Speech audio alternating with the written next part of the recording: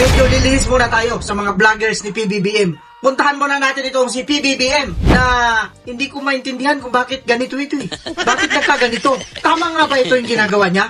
Bilang isang mamamayang Pilipino, nagtatanong rin tayo dito kung bakit ganito. Sa panahon ng baha, mamimigay ka ng stuffed toys? Totoo ba ito? Yan ang pag-uusapan natin sa video na ito. Pero bago tayo magsimula, siyempre, bati muna tayo isang magandang umaga po, Luzon, Visayas at Mindanao. At siyempre pa sa mga kapatid natin, mga kababayan natin na nasa iba't ibang panig ng mundo. Magandang umaga, magandang tanghali, magandang hapon, magandang gabi po sa inyo lahat dyan. Kamusta na po kayo? Sana po, nasa mabuti kayong kalagayan at sana po patuloy kayong gabayan ng ating Panginoong Diyos. Shoutout po sa ating mga subscribers, mga suking commentors, silent viewers, at siyempre pa yung ating mga sniper na nandyan lang yan sa tabi-tabi. Shoutout sa inyong lahat dyan. Ngayon, puntahan na natin itong issue. Nababagabag talaga ako. Sa totoo lang, may nagbigay na naman sa atin ng informasyon na mayroon na naman tayong bibigyan ng reaksyon sana. Pero sabi ko, isisingit ko muna ito. Ano nga ba yan, boss? Ito yun, no? Makikita nyo dyan sa screen. Yan. Di ba? Natutuwa ang mga bata. Pero yung nandun sa likod, maraming bata. Ang nakalagay nito, PBBM na mahagi ng stuffed toys sa mga nasalanta ng baha. Ano na ang nangyayari? Kaya lagi tanong natin dito eh, Pilipinas! Ano na? Ganito na nga ba yung leader natin ngayon? Yung mga vlogger, yung mga taga-suportar, yung mga bouncer na PBBM ng mga vlogger dito sa social media, dyan muna kayo sa tabi. Makinig muna kayo rito at mamaya paano ninyo ipapaliwanag ito, mag-ready kayo kung paano ninyo i-rebat itong si Boss Rek. Dito kasi nakalagay eh. Talaga naman. Tapos, hindi ko alam kung ano to. Ang nakalagay na petsa dito, ayan, nakikita nyo dyan, no? August 12, 2026, Wednesday. Kaya nga, tingnan niyo nasa background. Yung kasama niya rito, hindi ko kilala ito kung sino ito eh. Ayan, tingnan niyo dyan. I-zoom na lang ninyo. Tapos, nagtataka ako na may hagi daw ng stuffed toy sa mga nasalanta ng baha. Ilan bang nasalanta ng baha?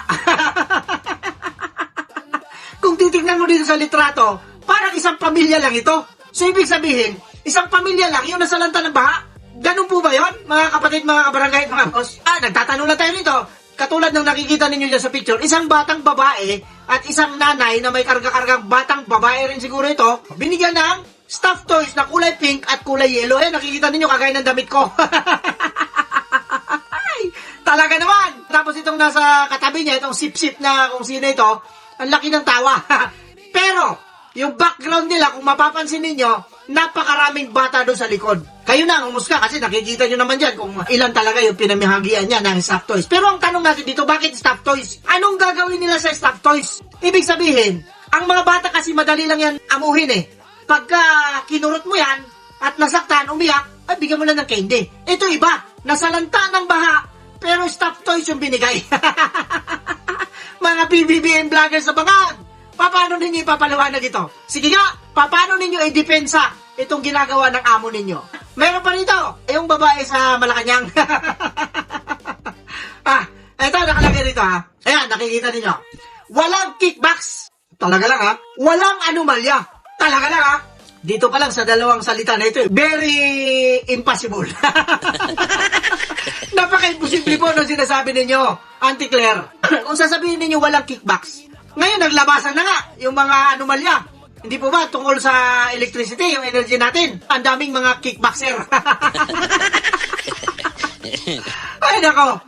Tapos walang anomalya. Ano naman itong flood control anomalies? Talaga ito si Auntie Claire eh. Meron pa tayong isa pag-uusapan. Napakarami natin pag-uusapan dito. Nakalagay dito, August 12 din ito, 2026. 500 million leadership funds mula sa DPWH, Department of Puro Walang Hiya. Pinabulaanan ng mga senador. Natural, hindi nila angkinin yan. Ikumpara nyo na lang yung flood control anomalies, di ba? Ang daming senador na tinamaan, pero wala kaming kinalaman dyan. Stop yan. Propaganda lang yan. Di ba? Lagi nila sinasabi, kagaya ng sinasabi ng mga 18 kargadores dati. Ngayon, 14 na lang kasi may 4 na upo na bumaliktad. Ibig sabihin lang dito, mali na naman yung sinabi ni Auntie Claire na walang kickbacks, walang anomalya. Kanino ba tayo maniniwala rito? Ngayon, punta natin si Bendalo. Si Bendalo pala, hindi ko alam kung totoo ito kasi nakita lang natin ito sa newsfeed. Kalat na po ito sa social media. Nakalagay dito, makikita niyo sa screen. Tatakbo ako bilang Vice President ng aking kapatid. natatakbong presidente ngayong 2028. Pag nangyari ito, yung kapatid na tinutumbok niya, wala naman ibang kapatid. Alangan naman si Ramon Tulfo. Alangan naman si Ben Bitag Tulfo. Yung tatakbo, wala na pong ibang kapatid. Mas lalong hindi naman si Wanda Teo. Walang ibang kapatid na tinutukoy niya, kundi yung kapwa niya rin, senador. Sino ba yun? Alam na ninyo si Mr. Robust. Si Idol. Idol natin ito noon. Noong hindi pa senador ito. Noong hindi pa politiko ito. Idol na idol. Kahit ito Kaya yan, si Bendalo. Idulong-idulong ito. Noong broadcaster pa itong mga ob-ob na ito. Ngayon mga ob-ob na sila Ibig sabihin, magkapatid, tatakbo bilang Pangulo ng Pilipinas at bilang pangalawang Pangulo ng bansa. Wala na ba ibang tao dito sa Pilipinas kung hindi dalawang magkapatid na lang?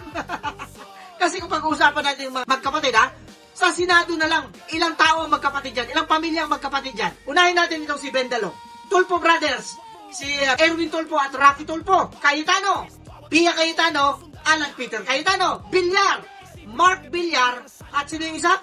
Cynthia. Hindi, nanay nila yun sino ba yung isang Villar? Biasa Villar. Meron pa isa, Ejercito. Magkapatid sa ama ito Si Jingo Estrada at saka si JV Ejercito. Magkapatid din po yan. Ngayon, ang walang kapatid dyan, si Bungo. Sana yung kapatid din si Senator Bungo. Patakbuhin na rin natin. Si Robin Padilla. Patakbuhin na rin natin. Sino kaya maganda patakbuhin? Si Bibi Gandang Hari? Si Romel Padilla. Si Senator Marcoleta. Sino bang kapatid ni Senator Marcoleta? O yung anak na lang siguro. O at least itong mga abogado. Hindi po ba mga kapatid, mga babae, mga boss? O, si Ontiveros. Baka may kapatid din dito. Ipasok nyo na rin. Sino pa ba? Lacson. Baka may kapatid dito si Senador Ping Lacson. Tito Soto. Pasok nyo na rin si Vic. Para magbulagaan na kayo dyan. Sino ba? Chis Escudero. Sino ba kapatid ni Chis Escudero? Maghanap kayo ng mga kapatid para ipasok ninyo dyan kung ganito ang mangyayari sa ating bansa. So, ibig sabihin, lalaban pala, tatakbo pala itong si Senator Rapi at si Senator Bendalo. Pag itong dalawang nagtandem, patay ang Pilipinas. Alam ninyo mga kapatid, mga kabarangay, mga kababayan at mga boss, ginagawa na lang natin pabiro ito. Kasi napakaseryoso po ng nangyayari ngayon, lalong-lalo na ngayon bumabaha sa iba't ibang parte sa Metro Manila, lalong-lalo na dyan, at saka siyempre sa karating probinsya. Pero ginagawa natin katatawanan, bakit? Yung ating Pangulo nagbigay ng stop toys. Balik tayo sa issue. Kayo kaya, Mr. President, with all due respect kung kayo nabahaan tapos may nagbigay sa inyo ng stop toys, hindi ka isampal ninyo sa pagmumukha doon sa nagbigay? Diba? Ito, opinion ko lang ito, reaction ko ito bilang isang mamamayang Pilipino. Kasi kung ako yon, halimbawa ako, nabahaan na, tapos bibigyan ako ng stop toys, hindi ko alam kung anong gagawin ko. Ito kasi bata, mga bata.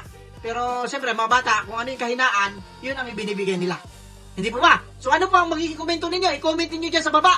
At siyempre, nagpapasalamat ako sa lahat ng mga sumusuporta dito sa ating munting channel. Sana po, paabutin natin ito ng 1 milyon.